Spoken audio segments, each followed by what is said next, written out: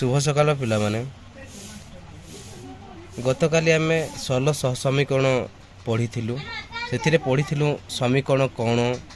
समीकरण क्यों पद को नहीं गढ़ा। आज आम समीकरण को नहीं आग को टिके बढ़िवा अर्थात समीकरण किपरि भाव में समाधान करा जाए समीकरण को समाधान करने केतोटी पद्धति अच्छी ताहा पढ़ू। यदि देखा जाए x plus B is equal to zero x plus B is equal to zero तो आमको कौन बाहर कर x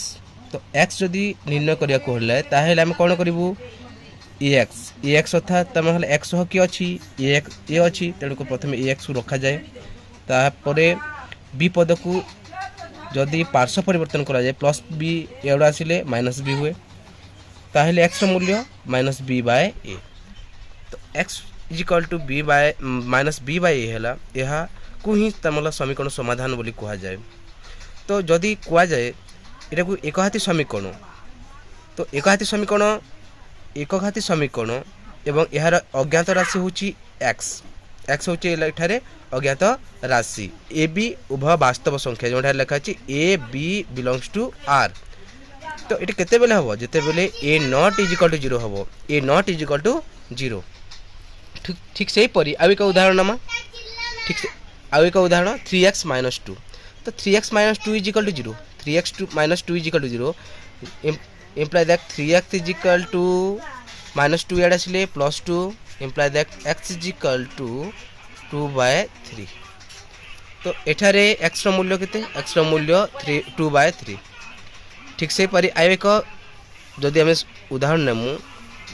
9x plus 9 plus 9 is equal to zero जदि एक्स मूल्य निर्णय करा जाए तो एक्स मूल्य निर्णय करा जाए ताहले आम क्या रखा 9x को रखा तो 9x रखा तो प्लस 9 इे आसिले माइनस 9 तो एक्स मूल्य कौन हम 9 गुणन अच्छी इे आसिले तमाम हरण हो तो 9 हरण 9 समान 1 अर्थात -1 तो एक्स मूल्य केते एक्स मूल्य हूँ -1 जो एक्स मूल्य आम पाइलु यहाँ को आम बीज बा मूल बोली कहूँ तो बीज बा मूल क्या कह जाए जो मान समीकरण टी सिद्ध हुए अर्थ कौन जदि आम कहबा जदि मुझे कहि A X plus B is equal to zero अर्थात एक्स क्यों मान जीरो हम एक्स क्यों मान जीरो हम देखा तो एक्स आम जदि एक्स मान माइनस बी बाय ए नेबू ताहेले तो ए कटिला ताहेले minus B plus B is equal to zero अर्थात क्यों मान जीरो आसिला तो एक्स मान minus B by A zero आसिला तेणु यह को आम मूल बा बीज बोली कहूँ तो जो मान समीकरण टी सिद्ध हुए ताहाकू कौन कह जाए ताहाकू बीज बा मूल बोली कहती इंग्राजी रे रूट जदि रूट कह जाए तो एक हाथी समीकरण में केतोटी बीज थी एक हाथी समीकरण में बीज संख्या होची मूल संख्या होची 1 जदि द्विघाती समीकरण ताहले द्विघाती समीकरण बीज संख्या 2 ठीक से परी n घाती समीकरण बीज संख्या केते हेबो तमाले n ठीक से परी n माइनस 1 घाती समीकरण कौन हेबो बीज संख्या n-1 हेबो तेणु करी जदि कह जाए जदि a1x plus b1y plus c1 is equal to zero जो ठारे कि a1 कमा b1 does not equal zero यार अर्थ कौन यार अर्थ होउची दुईटी अज्ञात राशि थिबा एक हाथी समीकरण केतोटी अज्ञात राशि अच्छी दुईटी सा कौन कौन x एवं y x और y तो x और y केते बेले एक हाथी समीकरण हेबो जेते बेले ताहार सहग के a1 एक्स सहग a1 और y सहग किए b1 तो a1 और b1 कौन हम ना तो मतलब जीरो हम ना आम लिखबू a1 कमा b1 does not equal zero आउ a1 कमा b1 और c1 कौन हे वास्तव संख्या तो लिखबू a1 b1 belongs to a1 b1 c1 belongs to r ठीक से पर एक समीकरण जदि नेबू जोना कि a2x plus b2y plus c2 is equal to zero तो a2x plus b2y plus c2 is equal to zero तो यह एक दुईटी अज्ञात राशि थी एक हाथी समीकरण एठारे दुईटी अज्ञात राशि किए किए x एवं y एक्स एवं y जदि अच्छी ताहेले केते बेले एक हाथी समीकरण हम जिते बेले सहग जीरो हम ना तो आम लिखबू a2 कमा b2 does not equal 0 a2 कमा b2 डज नॉट इक्वल 0 एवं a2 कमा b2 और c2 कौन हेबे वास्तव संख्या। तो यह कौन यह एक तम हला दुईटी अज्ञात राशि थिबा एक हाती समीकरण। यार सर्वोच्च घात केते 1 सर्वोच्च घात केते 1। यार समाधान करने पाई केतोटी पद्धति अच्छी यार समाधान करने पाई साधारणतः जदि आम देखिबू ताहेले दुईटी पद्धति अच्छी कौन कौन गोटे हूँ ज्यामितिक पद्धति आ गोटे हूँ बीजगणितिक पद्धति। प्रथम कौन गोटे ज्यामितिक पद्धति आ गोटे हूँ बीजगणितिक पद्धति। ज्योमेट्रिकल मेथड आ गोटे हूँ एल्जेब्रिकल मेथड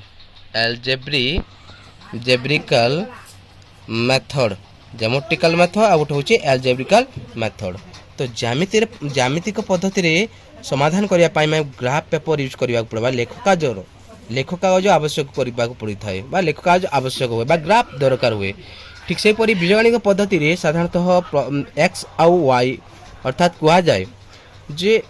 गोटे हाथ में ताली बाजे ना ताली बाजी को हम ताहेले दुईटी हाथर आवश्यक। ठीक से परी प्रथमे दुईटी समीकरण आवश्यक करने पड़ी था अर्थात a1x plus b1y is equal to c1 यह को समीकरण या समीकरण आई दिया जाऊ कि समीकरण 1 दिया जाऊ कि समीकरण क दिया जाऊ। ठीक से परी a2x plus b2y is equal to c2 यह समीकरण डबल आई कि समीकरण 2 कि समीकरण ख नामकरण करा जाए। तो बीजगणित पद्धति रे आम जब बीजगणित पद्धति कहबा ताहेले प्रतिकल्पन समाधान करि पारिबो अपसारण करा जाय पारिबो बजगण करा जाय पारिबो। जदि आम इंग्राजी कहबो method of substitution method of elimination method of cross section बोली कहा जाए। ठीक से परी आउ दुटी मध्य पद्धति अछि ता होछि क्रामरଙ୍କ नियम एवं अणसलिख समाधान। तो आमे देखिबा जे ग्राफ को जदि करबा पूर्व प्रथमे आमे ग्राफ विषय जानबा पड़िबो। ग्राफ विषय जानबा हेले प्रथमे कौन प्रथमे समतल विषय बा प्लेन विषय जानबा पड़ो प्लेन कौन बा समतल कौन। जदि समतल ताहेले तो समतल रे कौन थाए दुईटी जदि आमे देखिबो तो समतल एही समतल रे साधारण केतोटी अक्ष अछि दुईटी अक्ष गोटे होछि x अक्ष आ गोटे हला y अक्ष। x अक्ष कौन कौन कह जाय परबो x डैश x अक्ष मध्ये कह जिवो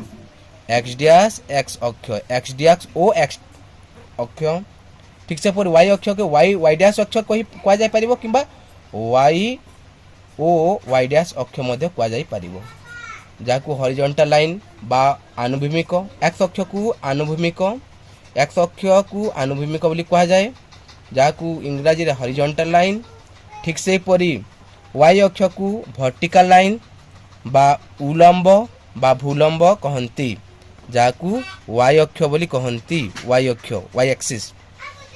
जदि पचारा जाए x अक्षर स्थानांक x अक्ष स्थानांक y रो मूल्य 0 हुए। ठीक से परी y अक्षर स्थानांक x रो मूल्य 0 तो आमे लिखि परिबा y is equal to 0 x अक्ष पाई एवं y अक्ष पाई x इज इक्वल टू 0। समतल असंख्य बिंदु को नहीं जोड़ा गढ़ा एठारे जदि आमे देखिमु केतोटी अक्ष अछि दुईटा अक्ष कौन अक्ष x अक्ष एवं y अक्ष तेणु यार नाम कौन हबो xy समतल। ठीक से परी जदि मु देखिबी गोटी अक्ष होची गोटे वास्तव संख्या सूचित करे। ठीक से परी दुईटी अक्ष अछि तेणु करी आमे कहिबू r स्क्वायर समतल अर्थात r cross r gives rise to r square समतल। ठीक से परी प्रथमे एहाकू प्रथम करी रेने डेस्काटे प्रथम करी यार अवदान देउथिबारु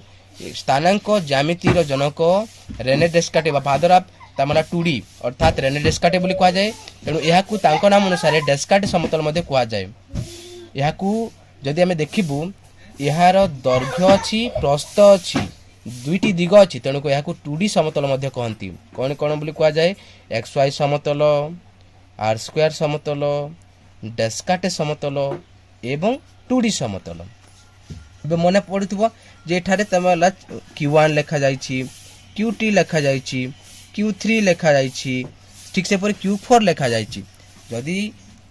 जदि q1 q2 q3 q4 देखा जाए तो अर्थात q1 अर्थात से गोटे गोटे पाद बोली कह जाए। जिते बेले दुईटी अक्ष परस्पर को छेद करेंगे दुईटी अक्ष परस्पर को छेद करेंगे ताहेले आम केतरा पाद विभक्त है चारिटी Q1 Q2 Q3 एवं Q4 तो पाद क्या कहुए प्रश्न आसो जे पाद क्या कहुए पाद बा क्वाड्रेंट क्या कहुए दुईटी अक्ष परस्पर को जेतोटी अंश विभक्त करती जेतोटी अंश विभक्त करती ताहाको कौन कहुए ताहाको पाद इंग्राजी रे पादर नाम क्वाड्रेंट तेणुक क्यों अक्षर सहित कराए क्यू तेणुक क्यू अक्षर सहित करा जाए ठीक तो जदि प्रथम पादर नाम Q1 जहाँ आम प्लस प्लस बा पॉजिटिव पॉजिटिव बोली कहूँ जोठारे कि x greater than 0 y greater than 0 अर्थात 0 ठारू x र मूल्य बड़ अर्थात पॉजिटिव y र मूल्य मध्य 0 ठारू बड़ y ग्रेटर देन 0 ठीक से परी देखिबी Q2 पाद रे कौन कहुए Q2 पाद को माइनस प्लस बोली कहुए कौन बोली कहुए माइनस प्लस जोठारे कि x less than 0 x less than 0 अर्थात 0 ठारू x सान अर्थात माइनस ठीक से परी y ग्रेटर देन 0 अर्थात y कहा ठारू बड़ 0 ठारू बड़ बोले पॉजिटिव तेणुक आम Q2 कौन बोली कहुए माइनस प्लस पाद ठीक से परी Q3 पाद को आम माइनस माइनस बोली कहूँ कौन बोली कहूँ माइनस माइनस बोले तार अर्थ हूँ x less than 0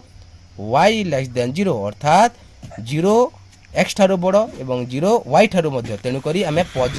negative number कह अर्थात Q3 हूँ नेगेटिव अर्थात माइनस माइनस ठीक से परी जदि आम देखा Q4 जहाँ को आम पॉजिटिव नेगेटिव पाद बोली कहूँ अर्थात Q4 को आम प्लस माइनस बोली कहूँ जोठारे कि x ग्रेटर देन 0 एवं y लेस देन 0 आश्चर्य होता कौन यह हूँ गोटे स्थानांक अर्थात p जदि कहबी x y यह आम स्थानांक बोली कहूँ बा कोऑर्डिनेट बोली कहूँ तेणुक यह आम कोऑर्डिनेट तुम दशम श्रेणी थी कोऑर्डिनेट ज्योमेट्री अर्थात स्थानांक ज्यामिति रे यह भल भाव में पढ़िबो तो जिते बेले दुईटी अक्ष परस्पर को छेद करुछि तो क्यों बिंदु रे छेद करुछि जो बिंदु रे छेद करुछु ताहाको आम क्या बोली कहूँ ताहाको आम जो अक्ष द्वयर छेद बिंदु को आम कौन कहूँ मूल बिंदु बा ओरिजिन बोली कहूँ ओरिजिन तेणुक क्यों तार सूचक ओ तो ओ एक्स रे कौन स्टार्टिंग पॉइंट अच्छी कि ना तेणुक एक्स स्थानांक 0 ठीक से परी वाई रे मध्य कौन आग को बढ़ी ना तेणु वाई स्थानांक मध्य तेणु जदि आम कहबू ओ 0,0 अर्थात एक्स स्थानांक 0 वाई स्थानांक मध्य 0 एक्स स्थानांक 0 वाई स्थानांक 0 जदि पचरा जाए मूल बिंदु डाहण कौन हम मूल बिंदु डाहण को आग को बढ़ी बढ़ी चलुची तेणुक 1 2 3 4 5 6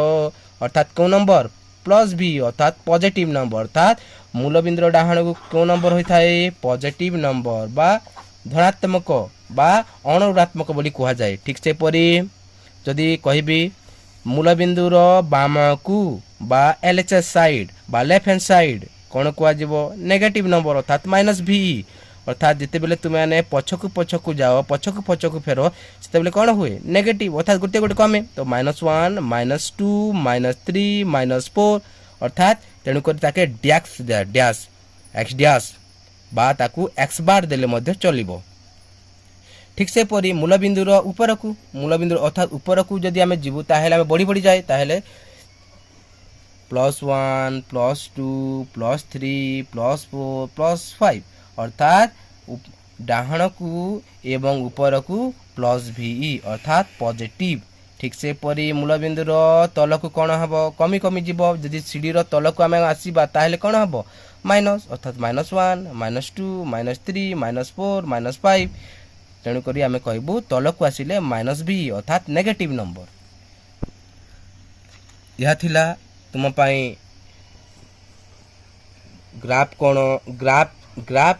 पढ़िबा पूर्व ग्राफ रे कौन सब आवश्यक हुए ग्राफ को जानिबा पाई प्लान को निहाती जानिबा को पड़े तापरे अक्ष मान को जानिबा पड़े पाद विषय जानिबा पड़े एवं मूल बिंदु कौन ताहा जानिबा पड़े